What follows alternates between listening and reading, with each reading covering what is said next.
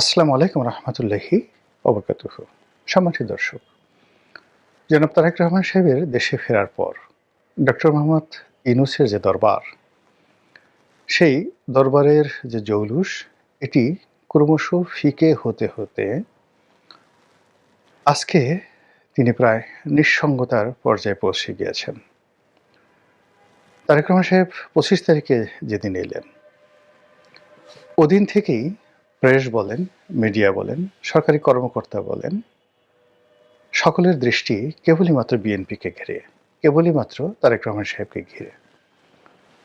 Doctor Mohammad ইউনূসের যে উপস্থিতি এবং এই রাষ্ট্র পরিচালনা করায় তার যে খুব বেশি গুরুত্ব রয়েছে, প্রয়োজন রয়েছে, দরকার রয়েছে, বা গত ১৬-১৭টি মাস ধরে তিনি যেভাবে একেবারে ১০ হাতে সকল পক্ষকে খুশি রেখেছেন। তার যখন ইচ্ছা তখন তিনি বিএনপিকে ডেকেছেন, যখন ইচ্ছা জামাতকে ডেকেছেন। তিনি যখন ইচ্ছা তখন লন্ডনে গেছেন, প্যারিসে গেছেন। চার্টার প্লেন না করে হলেও সেই ইংল্যান্ডে গিয়ে সবচেয়ে দামি প্রতিদিন ৪০ লাখ টাকা ভাড়া যে রুমের, সেই রুমে থেকেছেন। কেউ প্রশ্ন করেনি। তার যে জৌলুস, সেই জৌলুসে তিনি যেখানে গিয়েছেন সেখানে লোকজন হেসেছে। তিনি ঈদের ময়দানে গিয়েছেন, রাজকীয় চেয়ারে বসে ঈদের নামাজ আদায় করেছেন, সিংহাসনে বসে। তার সিংহাসনের পাশে ঈদের জামাতে পানি রাখা, একটা গ্লাসে বোতল রাখা, সে এক ব্যাপার, সৌদি আরবের বাদশার মতো। তার বাসভবন যমুনাকে কেন্দ্র করে সে যে কি একটা অবস্থা! সেখানে সালাউদ্দিন সাহেব, মির্জা ফখরুল, আমির খসরু মাহমুদ চৌধুরী থেকে শুরু করে বিএনপির যত সব বাঘা বাঘা নেতা, গলায় মালা পরে, ভিজিটর্স মালা পরে, গলায় আইডেন্টি কার্ড ঝুলিয়ে তারা সেখানে অপেক্ষা করতেন কখন ওনার সঙ্গে দেখা হবে। উনি তো আকাশের চাঁদ। উনার ছোট ছোট যে সকল তারকা, যেমন জনাব আলী রিয়াজ সাহেব আছেন, জনাব শফিকুল ইসলাম আছেন, বা শফিকুল আলম যিনি প্রেস সচিব, তার বিশেষ সহকারী যারা ছিলেন, সেই মনির হায়দার থেকে শুরু করে অন্যান্য যারা আছেন, তাদের স্পর্শ পাওয়ার জন্যে, তাদের বদান্যতা পাওয়ার জন্য কত মানুষ যে গত ১৫ বছর আত্মাহুতি দিয়েছেন তার কোনো ইয়াত্তা নেই। তিনি কিংস পার্টি করেছেন কি করেননি, তার চেয়ে বড় ব্যাপার হলো সারা বাজারে একটা রব যে ওই দলগুলো কিংস পার্টি। আবার সেই কিংস পার্টিগুলোর মধ্যে বিভিন্ন গ্রুপ ছিল, উপগ্রুপ ছিল, শাখা ছিল, প্রশাখা ছিল। তার মধ্যে প্রধান যে শাখাটি, সেই শাখাটির নাম হলো এনসিপি। রাজনীতিতে এটির অবস্থান অনেকটা গঙ্গা ভাগীরথীর মতো, বাংলাদেশে যেটি এসে পদ্মা হয়েছে। ফলে এই গঙ্গা ভাগীরথীর অনেক শাখা উপশাখা বাংলাদেশে গড়ে উঠেছিল বলাই হতো।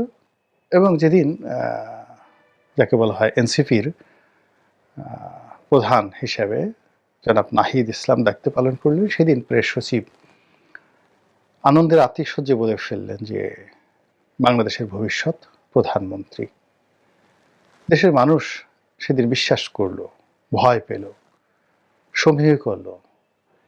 নাহিদের সঙ্গে হ্যান্ডশেক করার জন্য, ভবিষ্যৎ প্রধানমন্ত্রীর সঙ্গে ছবি তোলার জন্য কত মানুষ ৩২টি দাঁত বের করে তার সামনে এলো।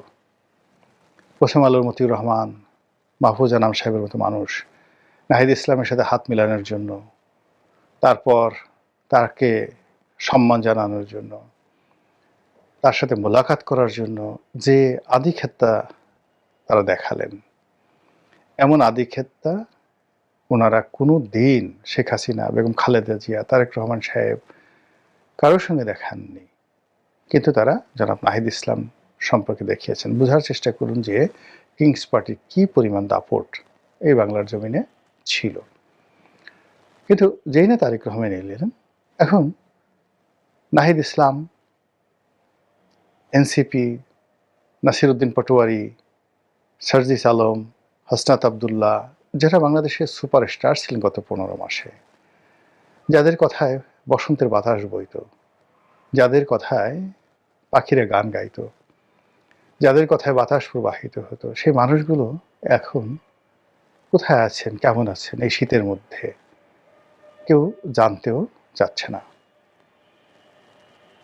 যে ডক্টর মোহাম্মদ ইউনূসের মনোরঞ্জনের জন্য, তার একটি বক্তব্য শোনার জন্য, তার একটু সাক্ষাৎকার নেওয়ার জন্য, তার একটু প্রশংসা পাওয়ার জন্য, তার কাছাকাছি যাওয়ার জন্য মানুষের যে কি আকুতি, সেই মানুষগুলো সবকিছু ভুলে তারা এখন তারেক রহমান সাহেবের দরবারে হাজিরা দিচ্ছেন।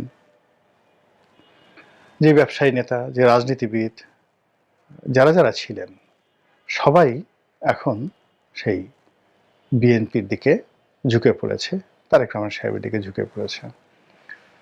ফলে ডক্টর মোহাম্মদ ইউনূস তার এই জীবনে প্রথমবারের মতো তিনি একটা মোহের মধ্যে আবদ্ধ হয়ে পড়েছেন।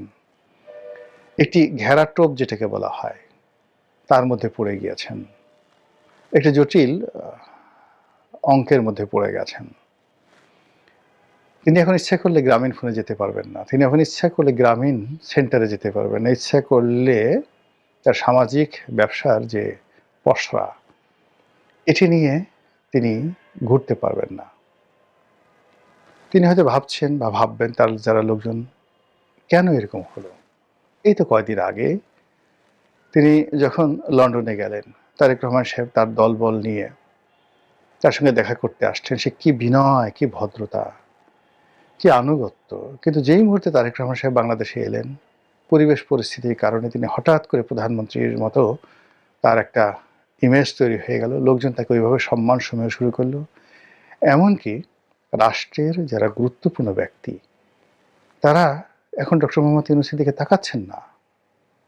অবস্থা দেখে তারা এমন মনে হচ্ছে যে তারা পারলে তাকাচ্ছেন তো নাই, যদি কোনো কারণে ভুলে তাদের চোখ পড়ে যায়, তাহলে আমরা অনেক সময় আসে না, কাউকে একটা চোখ টিপ মারি, ডান চোখ দিয়ে বাম চোখ দিয়ে মুখ একটু বাঁকা করে চোখ টিপ মারি।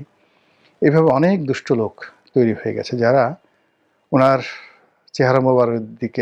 চেহারা মোবারকের দিকে তাকিয়ে একসময় প্রশান্তি পেতেন। তারা এখন পারলে একটু মুখ ঝামটি দিচ্ছেন, চোখ টিপ মারছেন। অদ্ভুত এই বাঙালির চরিত্র।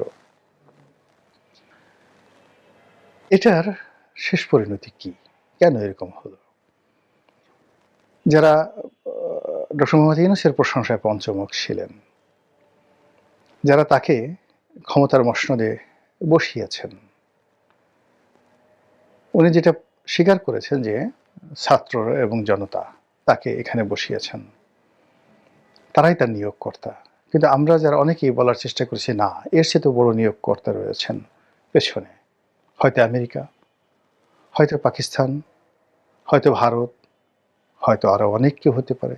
এমনও কেউ বলার চেষ্টা করছেন, অনেক জামাতের আলেম ওলামারা বলার চেষ্টা করছেন, স্বয়ং আল্লাহ রাব্বুল আলামিনের বিশেষ ইচ্ছাতে তিনি ক্ষমতায় এসেছেন। আল্লাহ তাকে স্পেশালি সিলেক্ট করেছেন এবং সেই জামাতি আলেম ওলামাদের বক্তব্য অনুযায়ী যদি ডক্টর মোহাম্মদ ইউনূসকে মান্য করা না হয়, তার সঙ্গে নাফরমানি করা হয়, অর্থাৎ তার অবাধ্যতা করা হয়, তাহলে গজব নাজিল হবে, অনেকের ঈমান চলে যাবে। এই ধরনের ফতোয়া যারা দিতেন এখন খুঁজে দেখেন যে তারা নতুন ফতোয়া বের করার চেষ্টা তদবির করছে। আর অতীতে যে কথাগুলো বলছে তার কাউন্টার কি কথা বলে এটাকে ধামাচাপা দেওয়া যায়, সেই চিন্তাও তারা কিন্তু শুরু করেছেন। তো এই যে যাকে বলা হয় পরিবর্তন, তিনি যে বাড়িতে বসবাস করছেন সেই বাড়িটির নাম যমুনা। বাংলাদেশে যে কটি নদী রয়েছে সবচেয়ে অদ্ভুত নদী হলো যমুনা। এটি পদ্মার মতো এতটা প্রবাহমান নয়। যমুনার যে রং বৈচিত্র্য এবং এটার যে গতিপথ, এটি পদ্মার মতো নয়, এমনকি মেঘনার মতো নয়। এটি একটা অদ্ভুত নদী। যমুনার একটি অংশ আছে আগ্রার তাজমহলের কাছে। সেই যমুনা আর বাংলাদেশের যমুনা কিন্তু এক নয়, এই দুয়ের মধ্যে অনেক অনেক পার্থক্য। আমাদের যে যমুনা, এটি বর্ষাকালে ভয়াল রূপ ধারণ করে, আর শীতকালে এটি মরে একেবারে শুটকি হয়ে যায়, চিনাই যায় না যে এটার নাম যমুনা। তো এই যে যমুনার যে ভবনটিতে ডক্টর মোহাম্মদ ইউনূস আছেন, এটা কেন জানি যমুনা নদীর চরিত্রের মতো এই ভবনটিরও চরিত্র পাল্টে গেছে। এই ভবনটি তৈরি করা হয়েছিল এরশাদের ভাইস প্রেসিডেন্ট জনাব মওদুদ আহমেদের জন্য। বসবাস করতে পারেননি, মওদুদ আহমেদের কপাল পুড়েছে এবং তিনি এখন মানে এমনভাবে তার কপাল পুড়েছে যে তিনি ঢাকা শহরের গুলশানে তার একটা বাড়ি ছিল, সেটা হারিয়েছেন। বিএনপিতে তার যে একটা ইমেজ ছিল সেটা হারিয়েছেন। তার স্ত্রী এবছর নমিনেশন চেয়েছিল, সেটা দেওয়া হয়নি। তিনি স্বতন্ত্র ইলেকশন করার চেষ্টা করেছেন। তার স্ত্রী তো জানাতেনা নয়, কবি জসিমউদ্দিনের মেয়ে হাসনা মওদুদ। ওই যমুনার আসর তার উপর পড়েছে। তারপর ওখানের বাসিন্দা হলেন লতিফুর রহমান। সেই লতিফুর রহমান সাহেবের যিনি তত্ত্বাবধায়ক সরকারের প্রধান ছিলেন, তার কপালে অনেক দুর্ভোগ, অনেক দুর্দশা এসেছে এবং তার এই দুনিয়া থেকে বিদায় ভীষণ রকম কষ্টকর ছিল। তারপরে ওখানে এলেন জনাব ফখরুদ্দিন সাহেব, ডক্টর মোহাম্মদ ইউনূসের বন্ধু মানুষ। তিনি ওখানে বসেই 2 বছর বা 2.5 বছর তিনি দেশ চালিয়েছেন। তার জীবনও দুর্বিষহ হয়ে গেছে। এখন আমেরিকাতে থাকেন, মানে একটা আপাতমস্তক ভদ্রলোক মানুষ, অনেকটা হামিদ কারজাই টাইপের মানুষ। তাকে এনে বসানো হয়েছিল, জোর করে ধরে এনে বসানো হয়েছিল, কিন্তু এই মানুষ বাংলাদেশ ব্যাংকের একজন গভর্নর, তিনি এখানে বসেছেন এবং তিনি ছিলেন হিজ মাস্টার ভয়েস। ক্যান্টনমেন্ট থেকে মঈনুদ্দিন সাহেব ফখরুদ্দিন সাহেবকে যা বলতেন উনি সেটাই লিখে দিতেন, বলে দিতেন। পরবর্তীতে যখন পরাজয় হলো, মঈনুদ্দিন ফখরুদ্দিনের যখন উচ্ছেদ হলো, তখন এই যমুনার যেটা কুফা, সেই কুফাটা আবার তাকে পেয়ে বসলো। এখন পর্যন্ত তিনি আমেরিকাতে থাকেন, কিন্তু কোনো বাঙালি মহলায় যেতে পারেন না, প্রকাশ্য রাস্তায় কোথাও ঘোরাফেরা করতে পারেন না। তার জীবন যৌবন সব হারাম হয়ে গেছে। তিনি বাংলাদেশে আসতে পারেন না। তার আত্মীয় স্বজন কেউ এখন পর্যন্ত বলতে পারে না আমি মঈনুদ্দিনের শ্যালক, আমি মঈনুদ্দিনের দুলাভাই, সরি আমি ফখরুদ্দিনের দুলাভাই। আর মঈনুদ্দিনের অবস্থা আরও খারাপ, মানে জেনারেল মঈনুদ্দিন আহমেদের অবস্থা আরও খারাপ। সেই যমুনাতে ডক্টর মোহাম্মদ ইউনূস এসে বসবাস করেছেন। এখন প্রথম দিকে খুব আনন্দিত ছিলেন তিনি, কিন্তু এখন যমুনার যে দীর্ঘশ্বাস, সেই দীর্ঘশ্বাস ধীরে ধীরে এটিকে বর্ষাকালের প্রমত্তা থেকে এখন শীতকালের শুটকিতে পরিণত করেছে। তার যারা শুভানুধ্যায়ী ছিলেন, মতি ছিলেন, মাহফুজ ছিলেন, বহু মাহফুজ, ছোট মাহফুজ, বড় মাহফুজ, কালো মাহফুজ, সাদা মাহফুজ, লাল মতি, কালো মতি, গোলমতি, তারপর মানে বহু রকম, মানে তার কাছে যারা যারা গিয়েছেন এদের বহু রং বিচিত্র ছিল। বহু মানুষ তার কাছে গিয়েছিল, এখন তারা সবাই তাকে একে ছেড়ে যাচ্ছে। কেউ তার নাম উচ্চারণ করতে চাচ্ছে না। অনেকে তার পরিবর্তে এখন তারেক রহমান সাহেবের গুণগান করছে, বিএনপির গুণগান করছে, আজকে বিএনপির হাতে ক্ষমতা দেওয়া হোক, এইরকম কথাবার্তা হচ্ছে। এই যে কষ্ট, এই যে বেদনা, এটি কেবলই মাত্র ভুক্তভোগী যারা আছেন তারাই বলতে পারবেন।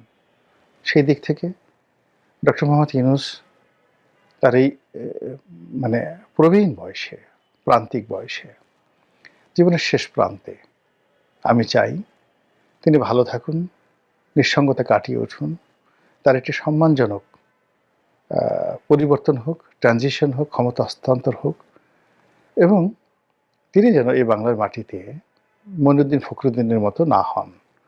তার যে ব্যবসা বাণিজ্য, তার যে এদেশে কন্ট্রিবিউশন, তার গ্রামীণ ব্যাংক, এই বিষয়গুলো নিয়ে যেন তিনি সুস্থ এবং সুস্থিরভাবে থাকতে পারেন, এই শুভাশিস রইল। আসসালামু আলাইকুম রহমতুল্লাহি ওয়া বারাকাতুহু।